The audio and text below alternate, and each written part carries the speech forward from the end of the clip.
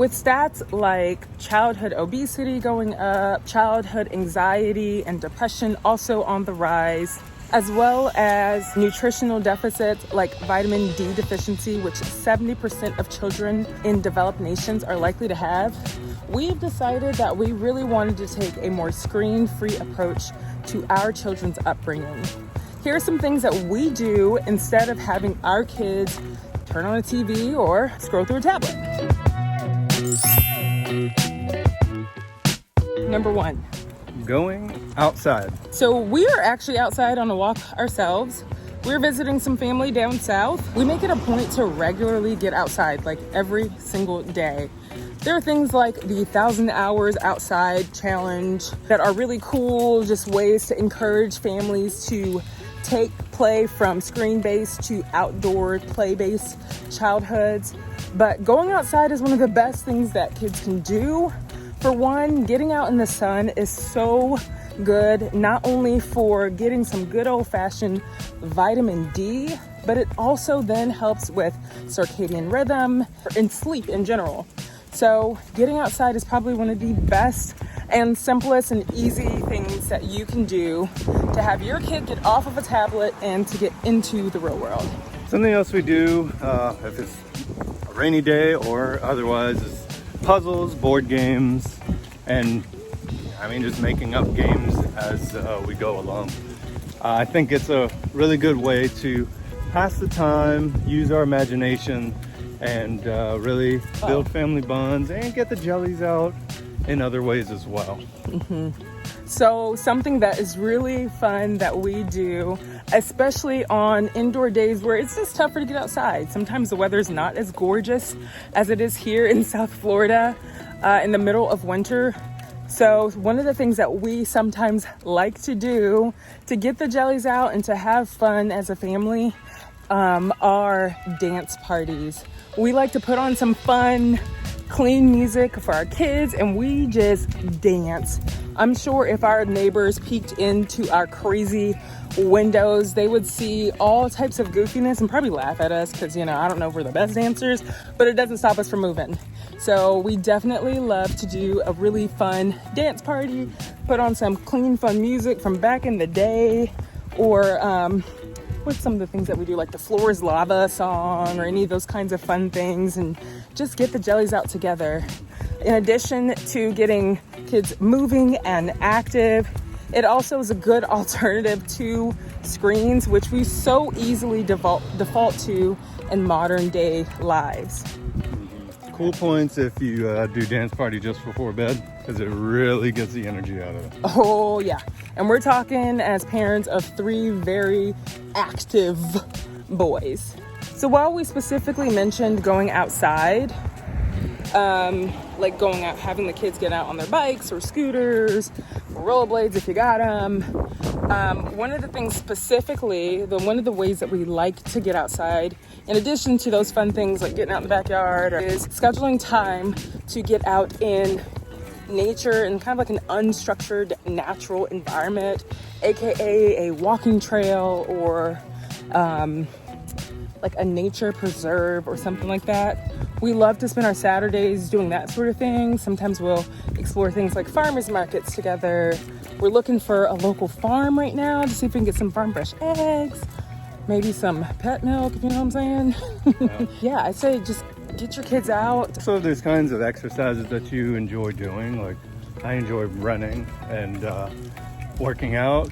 You could do that with your kids to some capacity as well. Yes. I take my older 2 children for runs, and it's actually something cool to work up towards, to do like a mile or 5K, like turkey trot run or what have you.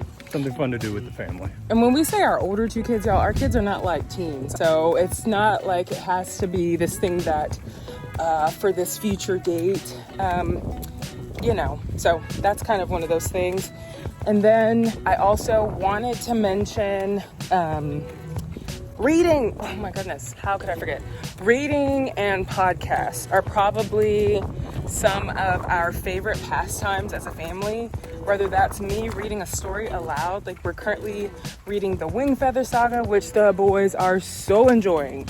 Oh my goodness. And it is so cool because we're building these memories together. We have our little like family inside jokes that the kids just love.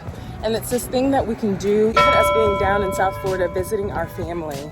It's this part of the day where we get to retreat and come back, since we do it during bedtimes, and we get to have that time together to pull back. That read aloud time together is so beneficial. Or simply silent reading. Our children, they love to crack open a book, and it doesn't, some of them can read, one of them cannot, and it's okay. They look at the pictures, they're absorbing information in some way or another. Yes. So silent reading is an awesome way to get your kids off of a screen and to build such a great skill, such as reading and the joy of reading. And the good thing about reading a book as opposed to scrolling through a screen to read is that it's actually building attention as kids get used to the process of reading. Like my husband said, not all of our children are reading fluently at this point. One of them is, the other one is reading, but it's definitely more beginner stages. But he still enjoys getting into a book and flipping through the pages and absorbing the beautiful artwork. So that's definitely something that you can lean into. And as I mentioned before, if you really, some days, I'm gonna be honest, you just don't have the energy to do a ton of things, right? So getting a good podcast going or leaning into some good audiobooks is clutch. We actually, our children were so generously gifted from grandparents, YOTO players, and they love them. It is such a cool way of giving them like a gadget that's like techie because it plays audiobooks for them without them actually having a screened device that keeps them staring at a thing that just has their brain doped up on all kinds of screen juices, you know what I'm saying? So we love the YOTO player.